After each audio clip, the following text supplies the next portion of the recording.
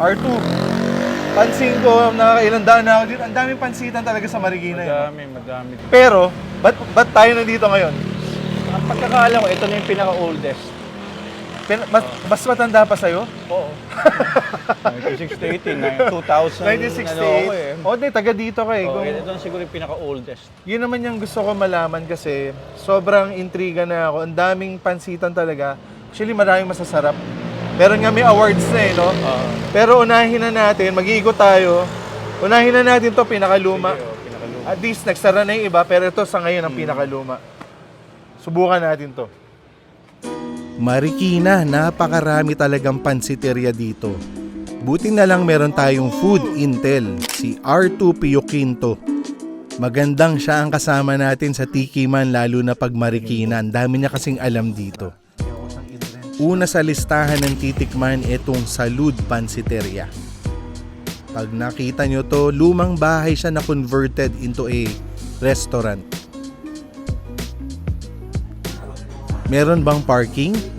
Meron. Ang pansit madalas tine-take out pero meron silang dine-in kaya experiencein na natin to. R2, simulan na natin to. Yan. Ito yung yung classic basic Yung original nila dito talaga. Dito ginagawa yun. Sabi nga, nagpakwento tayo ng konti na sila paling gumagawa ng Kung hindi noodles kumakain nila. dito, mga decades na yata. Mabuti din alam mo ako dito. Sabi mo ito yung pinakaluma ngayon. Kumbaga oldest existing. Sa Marikina, ito ang oldest existing na Paniniwala ako taga dito ka eh. pansiteria. Salud Restaurant. Oo. Malapit lang to sa bahay ni R2. Kaya Dalawang tumbling lang. Dalawang tumbling lang Ito yung kwento, kaya pala pinagulong. Yung, akala ko yung iginugulong na ganun yung noodles. Yung kinuwento nung anak ni Nani Salud. Yung movement na pag ganun sa kawali. Parang yun yung gulong na tinatawag nila Sa atin kasi iba yung pinapaikot. Pero yung ganun nga, sa malaking kawa. Yung ginanon-ganon. Pero ang proud sila yung may gawa ng noodles na Mickey. Mickey-based pala siya. Masarap yan. Ano naalala mo dito, Arto, na Simple lang naman tong... Simple lang naman Wala garlic. naman. Parang garlicky na... Dapat may kalamansi. Pero ang, kumbaga yung heritage yung pinunta natin. Tsaka gusto ko yung yung sobrang ang lakas yung appeal ng ganito ang pagpasok mo. Parang eksakto yung ilaw, may lumang feel. Actually, tama yung sabi ni Artie, parang siyang Chinese resto, parang Ramon Lee. Parang yung chicken house sa Lahat naman kasi ng pansiteria sa Marikina, parang Ramon Lee yung style. Marami tayo pupuntahan, no? Di ba? Oo, sige. Iisa-isahin natin, pero tikman na natin to. Pinagulong. Ito na yun. Kaya ako, pag nagpapansin ko, nakakutsara ako. Ako rin, kutsara ako. Basic na. Alam mo, masarap kainin yung ganitong klaseng noodles. Para siyang sa totoo lang yung, parang sa lukban. Yung medyo may lagkit na brownish na hindi naman malakas yung lasa ng toyo. Tama ka. Hindi naman talaga siya yung out of this world pero masarap siya kasi ang pansin ko. Minimalist taste. Tama, oo. Pero masarap. Alam mo bakit?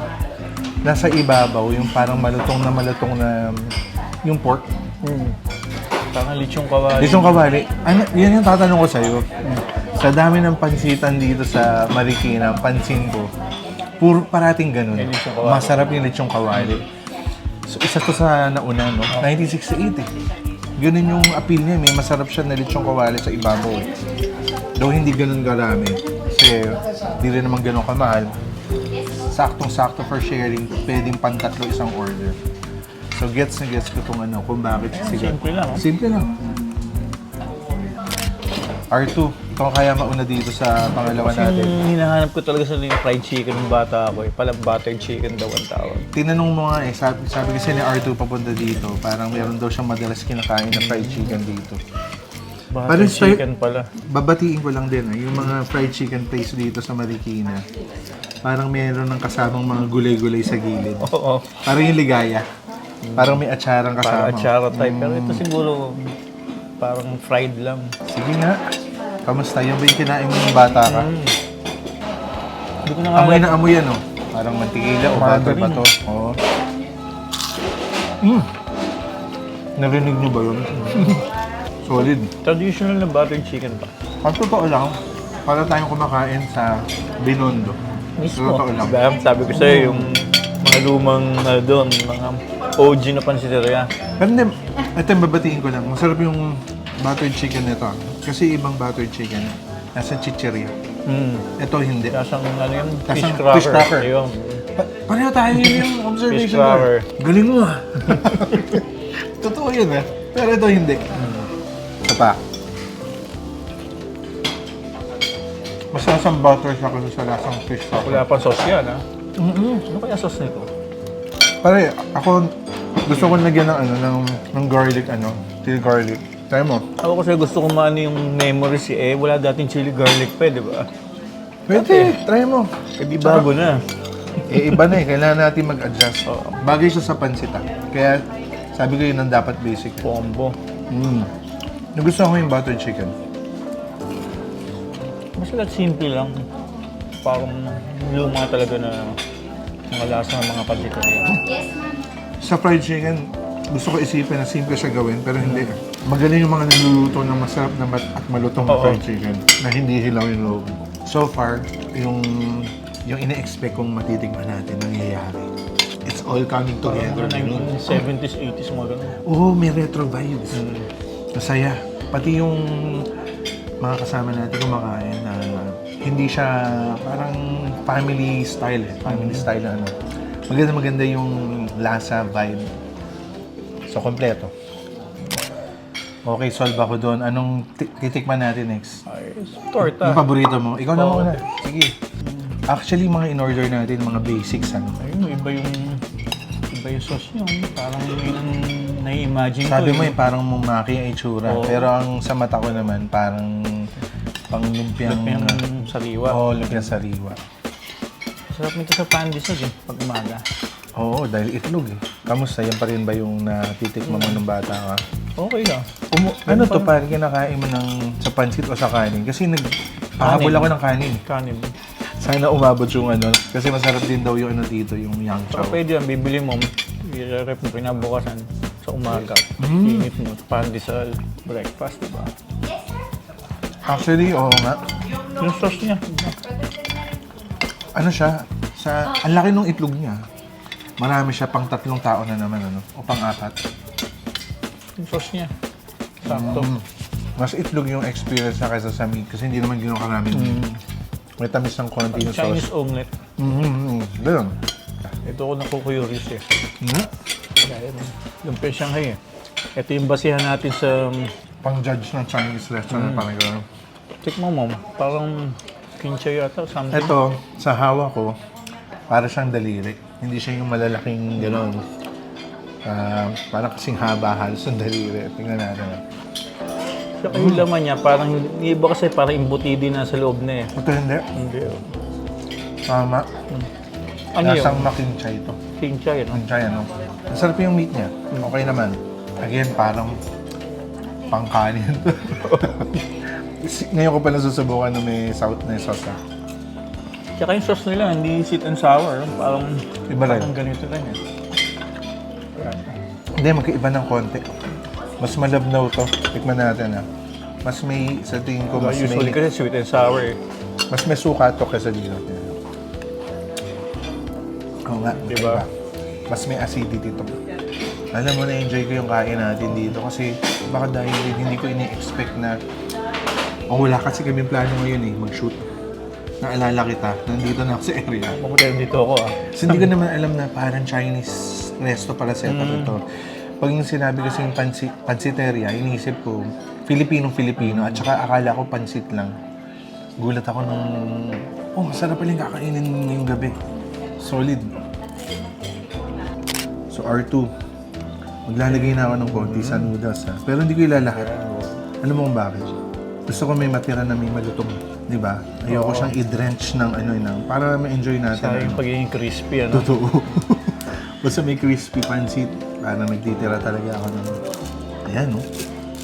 Tunog-tunog. Sige, tikman na natin ito.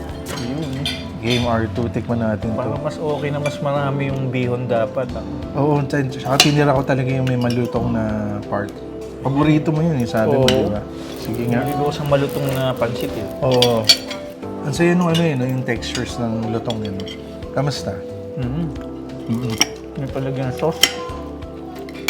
Enjoy ko pala yung texture. Tikman ko. Dinamihan ko ng karne ngayon. Ano ba? Parang chop suey.